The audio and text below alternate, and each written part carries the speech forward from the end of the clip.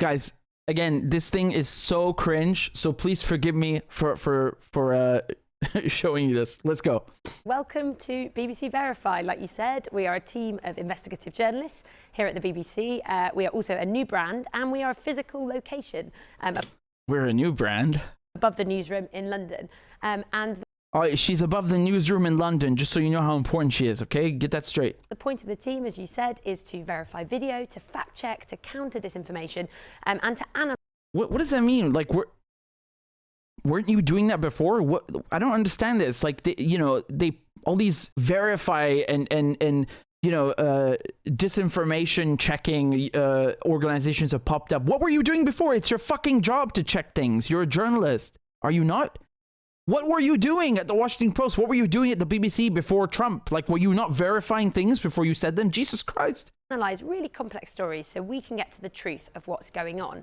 Why does this matter? Well, mistruths can cause really serious harm to society and to the people in them. And so, thank you, Ministry of Truth, for your communique. I will be an obedient citizen and follow. we want to show you our workings and really help you understand how we get to the bottom of what's happening. And I'm going to give you a bit of a flavour of the kind of work that the team are doing. So we're able to look at maps to geolocate specifically. You're able to look at maps? What a trained monkey you have there. Yes, oh boy. Wow, how impressive. She even has her own touchscreen. Well done. Situation, stuff that's going on. This is just a map of central London. Where stuff that's going on, yes. Okay. Where we are now, and this is New Broadcasting House, where I'm speaking to you from. Ah, yes, the center of Babylon. Yes, I see. And it's not so important perhaps for the centre of London, but no, it isn't. Is when we're analysing war zones or what's happening in hard to reach places.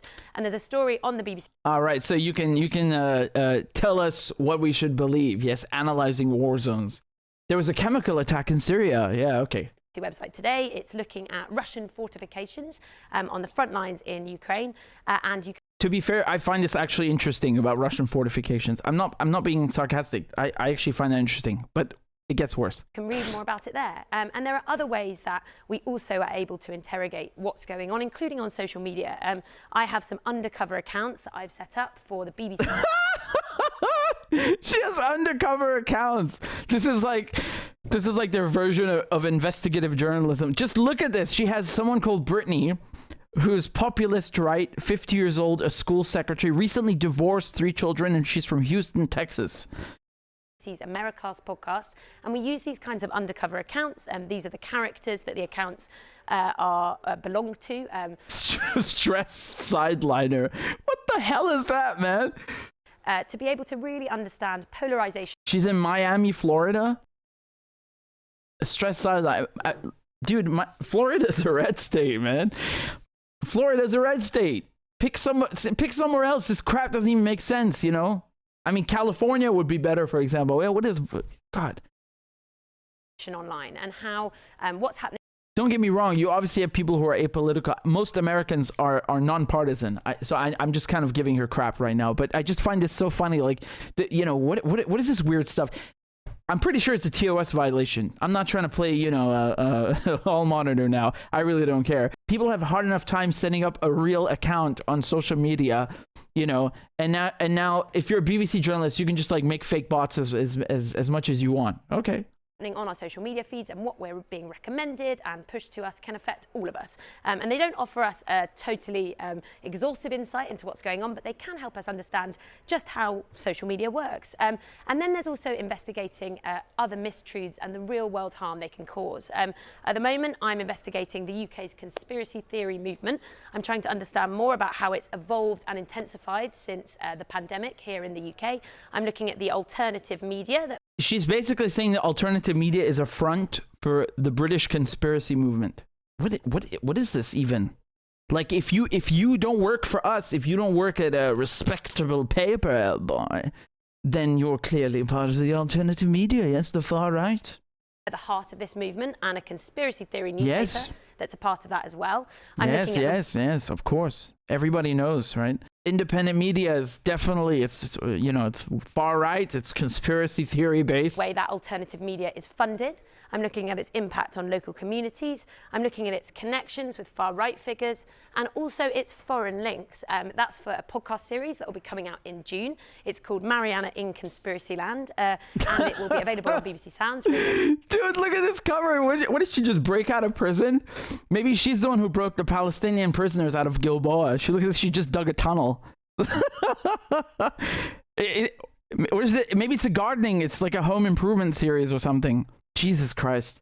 Lord help us.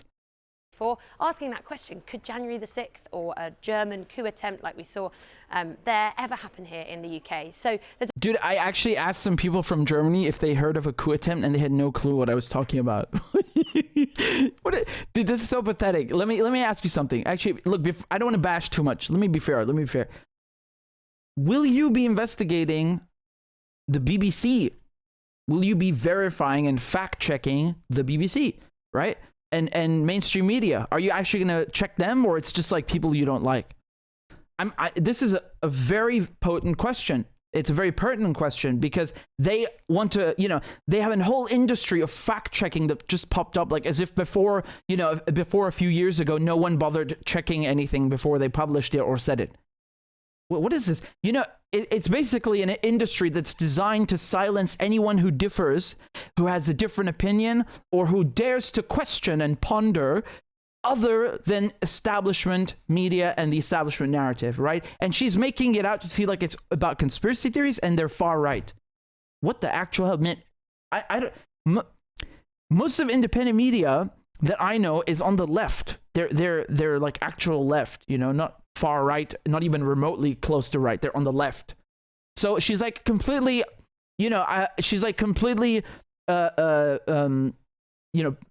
pigeonholing and labeling alternative media as something that is at the heart of, as she said, at the heart of the conspiracy theory movement. Why don't you write conspiracy theory media instead of alternative media? Alternative media could mean a million things. I mean, I say independent media. I don't know if she means the same thing, but the fact that they're launching this thing and you've had a whole industry, it's not just her, it's a whole industry of people that are there to kind of like confirm establishment narratives. So to tell you that Assad did a chemical attack in Syria, we verified this and we checked this, and any claim that he didn't is fake. Who says who? The same people who are making the accusation.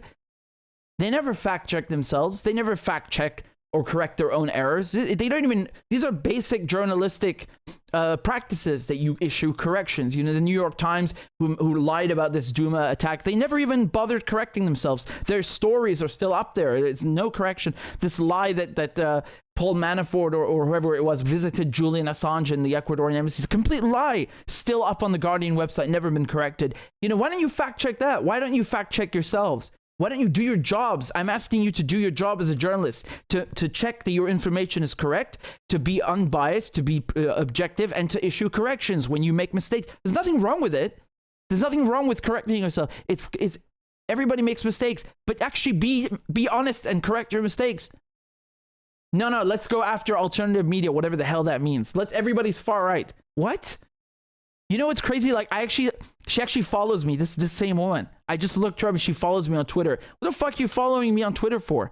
I don't consider her important enough to follow back, but I'll certainly be fact checking her. I can assure you that. This is what Glenn said. Glenn cracked me up so much. He really made me laugh.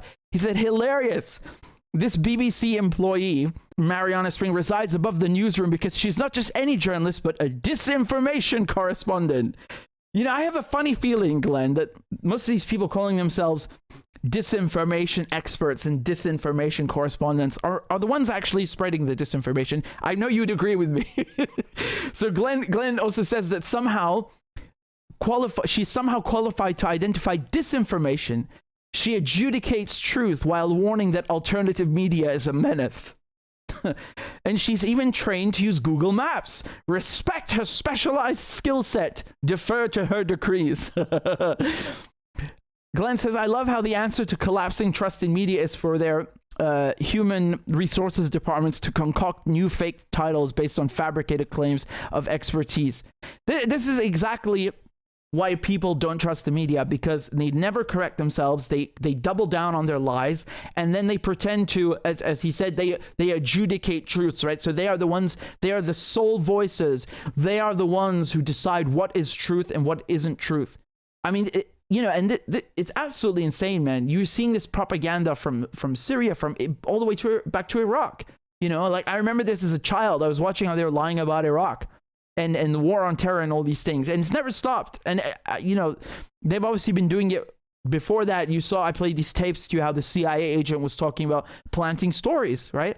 In basically getting journalists to publish lies and to smear people and all these things. And people don't trust the media anymore because of these things, because of decades and decades and decades of lying. There is no more Pentagon paper, Washington Post.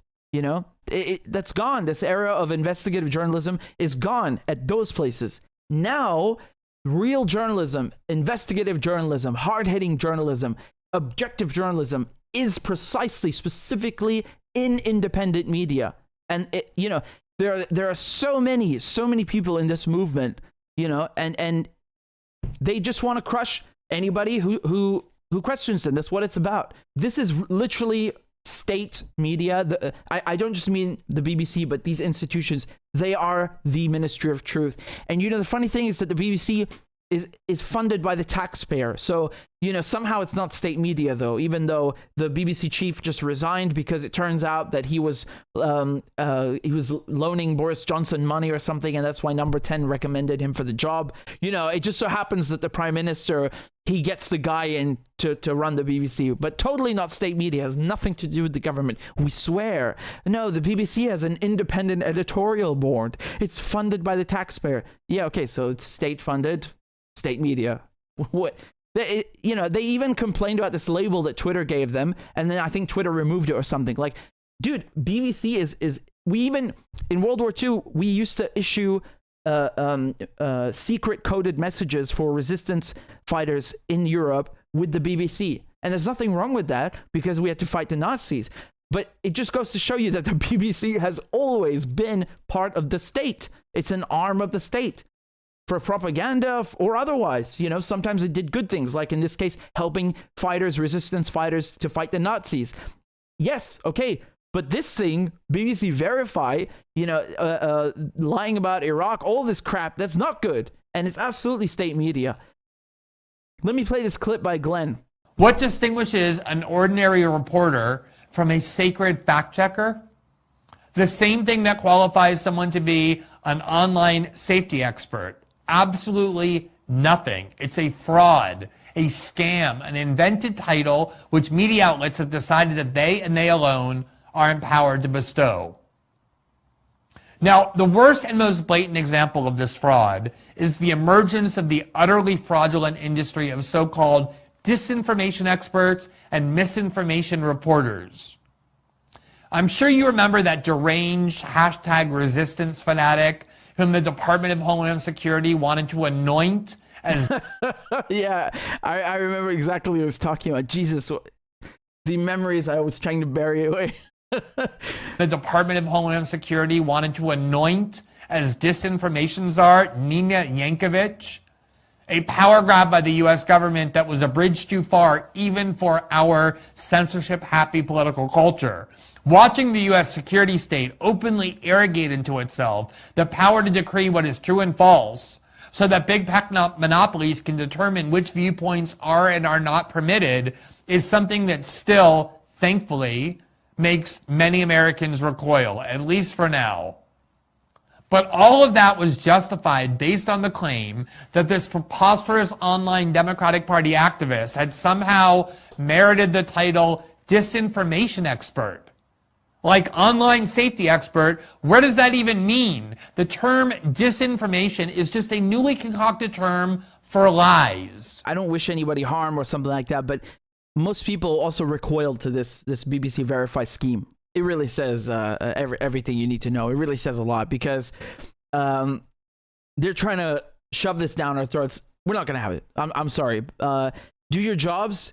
You know, if you say that you're interested in exposing disinformation and checking facts, you should be checking facts anyway. That's your job. Do you focus on actually doing accurate reporting before you start, you know, trying to shoot down independent media? They're just jealous because cable media is dying off. Nobody watches television anymore. Nobody trusts the television anymore. Nobody trusts the radio. Establishment media is dead. Establishment media is dead. And they went and infected YouTube and so on. And now, you know, YouTube recommends all these mainstream media videos, even when you're watching independent media. So they have the favor of the algorithm, the advantage of the algorithm, you know, in their favor. But still, it's like a sinking ship. It's like a sinking ship. If they'd only just do their goddamn jobs,